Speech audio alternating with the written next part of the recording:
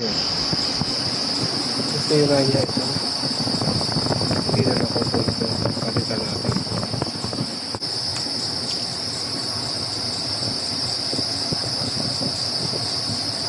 Ayan yun.